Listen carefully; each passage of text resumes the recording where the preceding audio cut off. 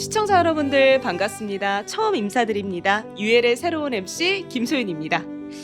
겉으로는 멀쩡한 척, 듬직한 척 세상을 살아가지만 매일 밤 샤워실 조명 아래서 한숨 짓는 남자들이 있습니다.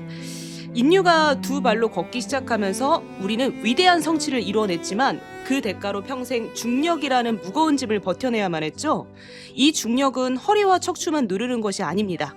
때로는 보이지 않는 몸속 깊은 곳, 혈관의 흐름마저 거꾸로 돌려놓으며 숱한 남성들에게 남몰래 알아야 하는 침묵의 병을 안겨주기도 하죠. 음낭 아래 울퉁불퉁 꼬여버린 그 핏줄은 창피함이 아니죠. 아무에게도 말하지 못하고 혼자 속으로 눈물 흘려온 이 시대 모든 남성들에게 우리는 깊은 위로와 경의를 표현해야 합니다. 이 세상 모든 남자들의 말 못할 고민을 해결하는 UL의 팟캐스트 지금 시작하겠습니다. 제가 피디님한테 미리 여쭤보니까 UL에서도 김태진 원장님이 정계정맥류 치료를 많이 한다고 하시던데 맞으실까요? 예, 요즘 많이 하고 있습니다. 네, 근데 이제 원장님 정계정맥류란 이름이 되게 어렵잖아요. 그럼 이게 초등학생들도 이해하기 쉽게 말을 표현해 보자면 정계정맥류라는 게 도대체 내 몸속에서 어떤 일이 벌어지는 걸까요? 네, 보통 많은 분들이 하지정맥류라는 말을 많이 들어보셨을 겁니다. 네. 하지정맥류는 다리에 있는 혈관들이 울퉁불퉁해지는 병인데요. 정계정맥류는 마찬가지로 고환으로 가는 혈관들이 울퉁불퉁해지는 질환입니다. 그래서 울퉁불퉁한 혈관들이 통증을 일으키고 고환의 온도를 높여서 여러 가지 문제들을 일으키는 그런 질환입니다. 생기게 되면 정말 불편한 증상은 맞긴 하겠네요. 네. 그러면 보통 정확히 어떤 지각 증상으로 찾아올까요? 보통 많은 분들이 통증으로 많이 찾아오십니다. 일단 아픈 거군요. 맞습니다. 음낭이나 고환이 이제 지그시 누군가 잡아당기는 느낌 때문에 많이들 오십니다. 두 번째 원인으로는 이제 결혼을 하셨는데 아이가 잘 생기지 않거나 아니면 결혼 전에 산정 검사를 하셨는데 남성 정자에 문제가 있는 분들이 그것 때문에 검사를 받으시고 많이들 찾아오십니다. 어떻게 보면 일단 아픈 건 쉽게 내 몸에서 알 수 있을 것 같긴 하지만 확실히 뭔가 피하고 싶은 질병은 맞는 것 같은데요. 맞습니다. 그런데 한 발병률은 어느 정도 될까요? 꽤 흔한 질환입니다. 아, 15%의 일반 남성이 다 이 질환을 가지고 그럼 계시거든요. 잠깐 100명 중 15명이라는 거니까 사실 쉽게 말해도 10명 중 한두 명은 걸린다는 거네요. 맞습니다. 생각보다 흔한 질환이지만 다들 잘 모르시는 질환이라서 이 자리에서 많이들 알아가셨으면 좋겠습니다. 역시 사실 우리가 이런 질환이 생겼을 때 뭔가 인터넷의 검색으로 끝나긴 하잖아요. 맞습니다. 그리고 이제 보통은 수술까지 가질 원치 않으시긴 하겠지만 그리고 또 수술이라면 보통 질의 겁부터 많이 드시는 것 같아요. 근데 정계정맥류 치료는 보통 어떻게 진행이 될까요? 정계정맥류의 치료는 여러 가지 방법이 있습니다. 물론 환자분들이 제일 원하시는 것은 약물 치료로 끝나는 것을 많이들 원하시는데요. 약물 치료로 치료되는 병은 아닙니다. 이것은 최소한 시술 또는 수술을 받으셔야 되는데요.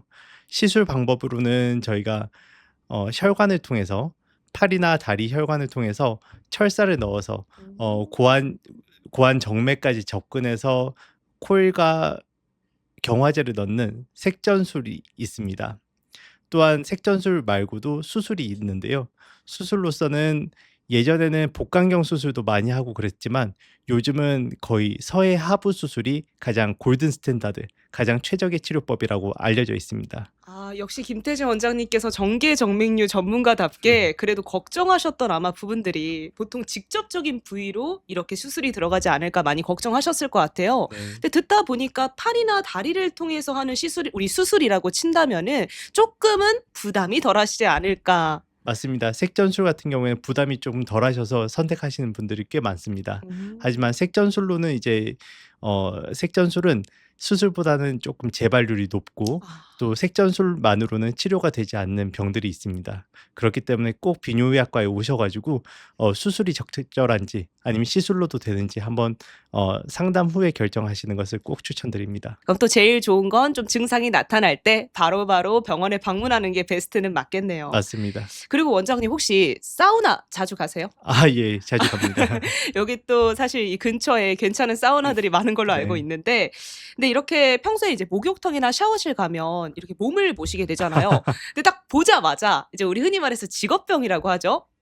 저분 정계 정맥류 있네. 약간 눈치채신 적 있으세요? 아무래도 부위가 부위다 보니까 남의 그런 고환이나 음경을 볼 수는 조금 없고요. 사실 이게 근데 사실은 보이는 정계 정맥류는 3기 정계 정맥류라고 합니다. 하지만 3기 정계 정맥류는 그렇게 흔하진 않습니다. 음. 보통은 1기 또는 2기 정계 정맥류를 가지고 계시는데요. 그건 눈으로 보이는 게 아니라 최소한 만져야지 알 수 있는 거기 때문에 이제 목욕탕이나 사우나에서는 알아차리기 그렇게 아. 쉬운 질환은 아닙니다. 알 수가 없는 게 맞겠네요. 하지만 정말 심하신 분들은 정말로 라면이나 우동사리처럼 이제 혈관이 아. 꾸불꾸불하게 있는 분들이 있습니다. 보통 그런 분들은 이제 부끄러우셔서 이제 사우나를 잘 안 가시게 되는데요. 저희 진료실에서는 꽤 그런 분들을 많이 마주치고 있습니다. 사실 이제 그 정도까지 3 기까지 간다면 이미 고통이 많이 심하셔서 올 수밖에 없으실 것 같고, 근데 보통 1-2기 증세라면 그냥 겉으로는 티는 안 나지만 혼자 남모를 아픔을 가지신 거잖아요. 그러니까 그런 분일수록 일단 내가 증세가 느껴진다 하면 꼭 방문하셨으면 좋겠네요. 맞습니다. 그러면 정말 수많은 환자들을 보셨을 텐데 이렇게 정계 정맥류 환자분들 중에서 '이 환자 진짜 특이하다.' 이런 경우 혹시 알려주실 수 있으세요? 예. 증상이 말씀드렸던 것처럼 고환의 통증, 그다음에 난임 검사에서 이제 문제가 되는 음. 경우가 많은데요. 그거 외에도 정계 정맥류가 진행이 되면은 고환이나 음낭의 온도가 올라갑니다. 그래서 아. 원래는 고환의 온도가 심부 온도보다 2도 정도 낮아야 되는데요. 고환의 온도가 올라가서 그런 열감을 굉장히 느끼시는 분들이 있습니다. 어떤 한 환자분은 네. 면접장에서 다른 분들과 이렇게 앉아 있다가 일어났는데 다른 분들의 의자에는 이런 김이 없었는데 본인의 의자에만 김이 있는 것을 보고 '아 정말 이상하다.' 생각해서 병원에 오신 분도 있었습니다. 다행히도 의자가 벨벳 의자는 아니고 플라스틱 의자였나 그런 것 보네요. 같습니다. 하긴 그러니까 뭔가 우리가 보통 특정 부위가 뜨거우면 '내가 긴장했나.'로 끝났을 수도 있으셨을 맞습니다. 텐데 다행히 또 이렇게 뒷까지 보셨기 때문에 네. 아마 발견하신 게 아닐까 싶어요. 그러면 이게 뜨겁다는 기준이 보통 스스로 셀프로도 느껴질 정도인가요? 저도 경험해 보지 않아서 모르겠지만 보통 환자분들이 말씀하시는 걸 보면은 뜨겁다는 거를 굉장히 많이 느끼시는 분들이 꽤 아. 있습니다. 이미 하긴 네. 인지가 인지가 되겠네요. 됩니다. 마침 요즘 날씨가 정말 더워서 밖에 쪼끔만 네. 있어도 얼굴이 후끈후끈한데 그게 이제 특정 부위에서 느껴지면, 네. 그래서 혹시 보시는 분들 중에서 지금은 날이 더워서가 아니라는 것만 알아주시면 좋을 것 같습니다. 그리고 요즘 이제 2030 남자분들부터 사실 지금 웰니스가 유행하다 보니까 헬스장에서 흔히 말해서 중량을 많이 치시잖아요. 근데 스쿼트라든가 데드리프트 이렇게 막 중량 3대 몇백 하는 운동들, 근데 이런 걸 하게 되면 증상이 좀 더 심해질 수 있을까요? 정말 좋은 말씀을 해 주셨는데요. 이제 데드리프트 아니면 그런 운동을 하게 되면은 우리가 배 쪽에 압력이 들어갑니다. 배 쪽에 압력이 들어가게 되면은 고안에서 올라가는 정맥을 막아 가지고 역류가 더 심화됩니다. 그래서 아. 많은 분들이 운동을 하다가 이렇게 정계정맥류를 발견하는 경우가 꽤 많고요. 특히 이제 20살 아니면은 22살 요때 군대를 많이 가시는데 군대를 가시면 보통 뭐 포탄을 나르시거나 이런 물건을 옮기시는 일이 많아서 복압이 올라가는 경우가 많습니다. 그래서 아. 정계정맥류를 발견해서 오는 환자분들의 다수는 또 군인이기도 합니다. 너무 좀 안타까운 말이기도 하네요. 그리고 사실 운동을 한다는 게 건강하고자 하는 건데 네. 갑자기 어느 순간 왜 이렇게 아프지?' 하고 오신다는 게, 이거는 또 번외의 질문이긴 하지만 정계 정맥류는 왜 걸리게 되는 걸까요? 정계정맥류가 걸리는 원인은 여러 가지 가설이 있습니다. 네. 첫 번째는 그 판막의 기능 부전인데요. 말이 조금 어렵지만 정맥 같은 경우에는 어 특히 고환 정맥 같은 경우에는 정맥에서 심장까지 피를 날라야 됩니다. 어쨌거나 우리 혈관이 이어져 있으니까요. 예. 맞습니다. 날라야 되는데 우리가 직립을 하게 되면서 이 중력을 거슬러서 피가 올라가야 되는데요. 보통 그 거스른 피가 이제 다시 중력에 따라서 떨어지지 않도록 막아주는 역할을 판막이라는 이제 음. 혈관 내 구조물이 하게 됩니다. 약간 브레이크 같은 역할이었던 맞습니다. 거군요. 맞습니다. 아. 하지만 그 판막이 이제 선천적으로 좋지 않으신 분들이 꽤 많고 그런 영향 때문에 정계정맥류가 걸린다는 가설이 지금 가장 지지를 받고 있는 가설 중에 하나입니다. 사실 이걸 여쭤봤던 게, 그러니까 뭔가 우리가 뭐 어떤 질환에 걸리면 보통 이게 셀프 자기 탓을 하곤 하잖아요. 네. 내가 뭐 흔히 말해서 물을 안 마셨나? 운동을 안 했나? 근데 김태진 원장님 말씀을 들어다 보니까 운동을 하다가도 발견이 되고 젊으신 남성분들도 발견이 되고 심지어 전혀 상관없이 연세가 있으신 분들도 발견이 많이 되는 증상인 것 같아서 혹시 이거를 조금 멀리할 수 있는 방법은 없었나 여쭤봤는데요. 네. 그거는 또 아닌 부분이었던 거네요. 예방을 할 수는 없지만 악화되는 걸 막는 것은 사실 운동을 하지 않는 어 거이긴 한데요. 지금 하지만 운동하기 싫어하시는 분들 좋아하실 것 같은데요. 하지만 운동을 하지 않을 경우에는 이제 운동을 안 할 수는 없잖아요, 우리가. 그렇기 네. 때문에 그거는 적절한 예방 방법은 아니고요. 결국에는 진단을 받으시고 거기에 대한 치료를 받으시는 게 저희가 해 드릴 수 있는 최선의 예방법입니다. 아 그쵸. 네. 뭐가 우리가 질환이 생기면 일단은 막아야 되는 건 맞다 보니까 네.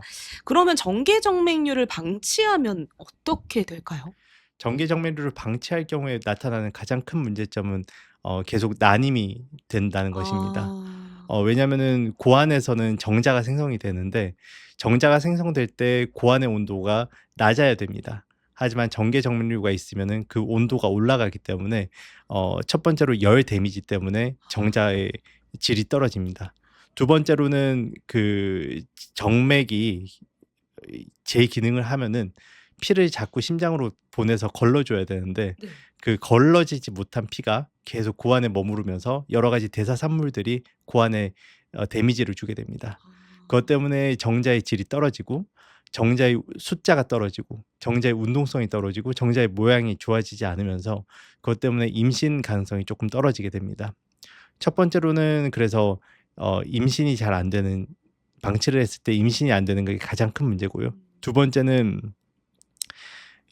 여러 가지 가설이 분분한데요. 네. 첫 번째는 남성 호르몬 생산이 떨어진다고 주장하는 사람도 있고 그걸 아이고. 반박하는 근거도 있습니다. 네. 하지만 이론적으로는 어쨌든 고안의 레이디그 세포가 손상을 받기 때문에 남성 호르몬 수치가 줄어들어서 좀 남성 갱년기가 빨리 올 수도 있다는 그런 이론적 근거는 있습니다. 아파서 부끄러워서 숨겼다가 더 큰일이 날 수 있겠네요. 확실한 건 방치하면 안 된다. 이거는 맞습니다. 확실히 알 수 있을 것 같고요. 그리고 이게 어쨌거나 결론은 수술 또는 시술로 들어가야 된다고 하셨는데 네. 수술 후 이제 치료 성공률이랑 재발률도 있을까요? 예. 이 수술은 굉장히 오래전부터 하던 수술 중에 하나입니다. 그래서 정계정맥류 수술은 여러 가지 수술법이 있다고 말씀드렸는데요. 아까 말씀드린 가장 최적의 치료법인 서해하부 치료법의 경우에는 수술 성공률이 99%, 오. 낮은 것은 95에서 99%, 그리고 재발률은 1%가 안 됩니다. 그리고 아까 말씀드린 시술 방법으로 색전술을 말씀드렸는데 색전술 같은 경우에는 이제 여러 가지 케이스가 있습니다. 색전술은 아까 좀 선별적으로 하게 되면은 시술 성공률이 97%에 육박하고 재발률도 뭐 9% 아래 정도입니다. 하지만 전체적인 데이터를 보면은 그 색전술의 경우에 재발률이 뭐 15%, 20%까지도 나타나는 걸로 되어는 있지만 잘 선별해서 시행한다면은 색전술도 성적이 꽤 좋은 편에 속합니다. 확실히 정계정맥류 수술이나 시술은 그래도 능숙하신 분한테 받아야 좀 더 맞습니다. 좋은 건 맞겠네요. 맞습니다. 그래서 이렇게 김태진 원장님 찾아야 되지 않을까 저는 한 번 더 생각이 됐고요. 그리고 원장님께서는 네. 또 신거미도 하신 걸로 알고 예. 있는데 그러면 이제 다양하게 더 많은 환자나 상태를 많이 보셨을 것 같아요. 그런데 만약에 정계정맥류를 진단을 받으면 군대를 어디까지 할 수 있을까요? 예. 저희 뭐 젊으신 남성분들은 군대에 가는 게 이제 꿈이기 때문에 그쵸. 예. 그래서 군대에 가서 나라를 지키시는 것이 아주 중요한 일이죠. 근데 정계정맥류는 신검 규칙상으로 3급으로 판정을 할 수 있습니다. 하지만 이제 정계정맥류가 이제 심해지게 되면은 고안 크기도 작아집니다. 고안 크기가 작아지면은 거기에 따라서는 이제 4급 또는 5급 판정도 가능한데요. 4급이라고 하면은 저희가 흔히 말하는 보충역, 공익으로 이제 사회복무요원으로 근무하시게 되는 건데 한쪽의 고안이 다른 쪽 고안보다 2분의 1, 절반 이하로 작은 경우에는 공익근무요원으로 사회복무요원으로 근무를 하시게 됩니다.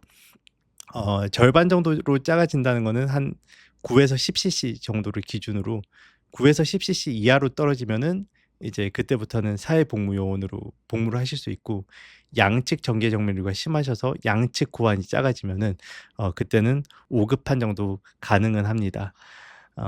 하지만 이제 정계정맥류 그 자체로는 최대 3급까지가 나옵니다. 근데 그만큼 불편한 질환인 거는 이미 충분히 맞습니다. 이렇게 알 수 있겠네요. 예. 예. 그러면 이거 여쭤봐도 네. 될까요? 네. 젊으신 네. 남성분들이니까 진단을 받을 때 약간 뭐 좀 그래도 이게 한 번도 진단을 받아보신 적이 없으실 거 아니에요. 그때 뭔가 그래도 체크가 됐던 그런 아 경우도 있을까요? 예 맞습니다. 특히 이제 젊으신 남성분들이 모두가 다 본인의 고환을 이제 검진을 그쵸. 받으시는 건 아닙니다. 본인의 고환에 문제가 있다고 체크를 하신 분들은 저희가 병역 판정 검사 의사들이 이제 실제로 촉진도 하고 뭐 CT나 MRI를 찍어 보기도 합니다.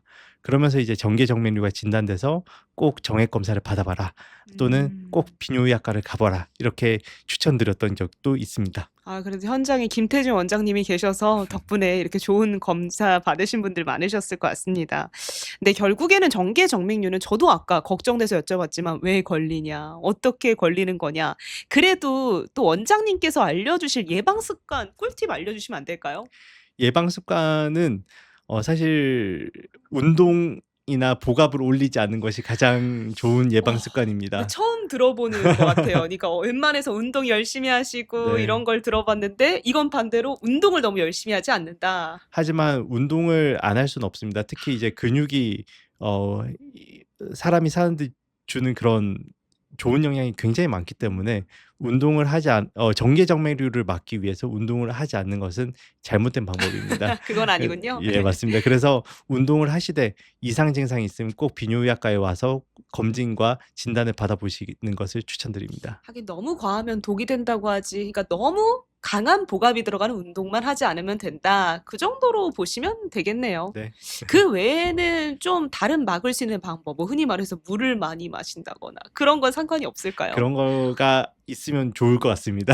하지만 따로 그런 방법은 없기 때문에 이상이 있으시면 꼭 비뇨의학과에 와서 진단 받으십시오. 어떻게 보면 피할 수 없는 느낌도 살짝 들긴 하는데 맞습니다. 그래도 확실히 발병이 되면 느낌이 올 때 바로바로 병원에 방문하는 게 가장 중요한 것 같습니다. 네.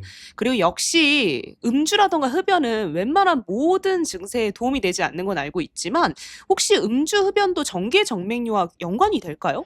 흡연 같은 경우에는 혈관 건강을 다 악화시키는 주범이라고 되어 있습니다. 특히 흡연 같은 경우에 혈관의 탄성을 떨어뜨리기 때문에 정계정맥류를 악화시킬 수 있습니다. 그렇기 때문에 흡연도 하지 않는 것이 좋겠습니다. 음주 같은 경우에는 특별히 어떤 상관관계가 있진 않지만 음주도 많이 하지 않는 것은 추천드립니다. 그래도 역시 흔히 말해서 술, 담배는 멀리하는 것이 가장 베스트겠네요. 네. 그리고 네. 이제 정계정맥류 정말 극한 초기 증상이어도 꼭 치료를 받아야 될까요?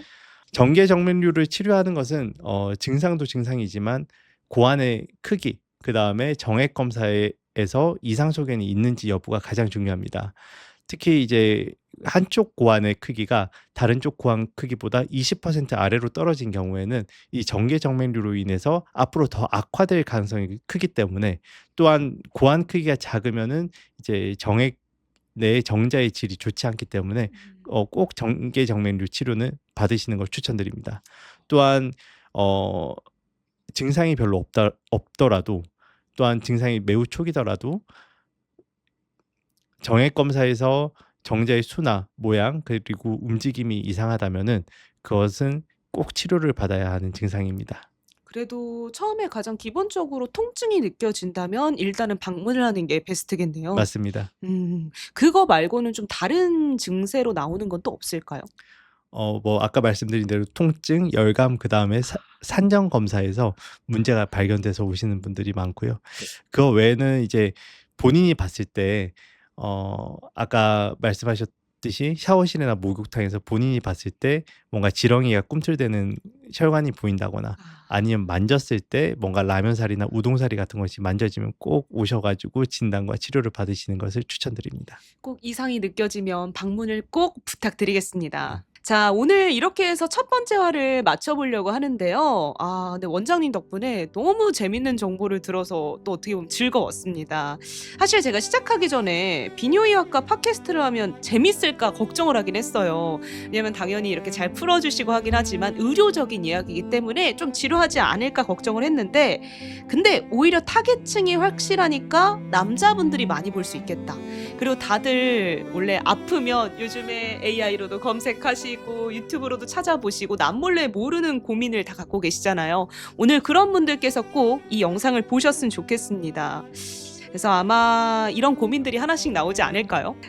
그리고 또 제가 볼 때 정계정맥류 2탄이든 아니면 사실 우리가 비뇨의학과에 계셨다면 정말 다양한 더 많은 증세들을 보실 거 아니에요. 그때 좀 더 진한 우리 주제로 다음 회차도 무조건 갈 수 있지 않을까 기대를 해보도록 하겠습니다. 아직 그 썰 같은 거 10% 정도 안 푸셨죠? 많습니다. 그래서 오늘 바쁘신 와중에 시간 내주신 김태진 원장님 너무 감사 말씀드리고요.